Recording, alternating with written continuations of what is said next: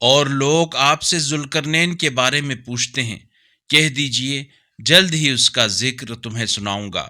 بے شک ہم نے اسے زمین میں اقتدار عطا کیا، اور ہم نے ہر شے کی مطلوبہ وسائل بھی اسے فراہم کیے، چنانچہ پھر وہ راہ پر ہو لیا، یہاں تک کہ جب وہ سورج کے غروب ہونے کی جگہ پہنچا تو اس نے سورج کو سیاہ رنگ کے پانی میں غروب ہوتے دیکھا، اور اس کے پاس اس نے قوم کو پایا۔ ہم نے کہا، اے ذوالقرنین، انہیں سزا دو یا ان کے ساتھ اچھا برتاؤ کرو، تمہیں اختیار ہے۔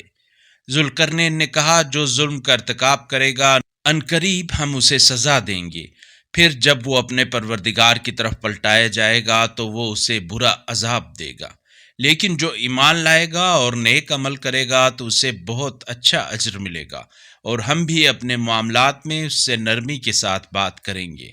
پھر وہ راہ پر ہو لیا، یہاں تک کہ جب وہ طلوع آفتاب کی جگہ پہنچا تو دیکھا کہ سورج ایک ایسی قوم پر طلوع ہو رہا ہے جن کے لیے ہم نے آفتاب سے بچنے کی کوئی آڑ نہیں رکھی۔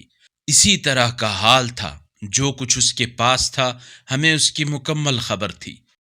اگر اس قرآنی کلپ نے آپ کے دل کو چھو لیا ہے تو براہ کرم چینل کو سبسکرائب کر لیجئے اور بیل آئیکن کو دبا دیجئے۔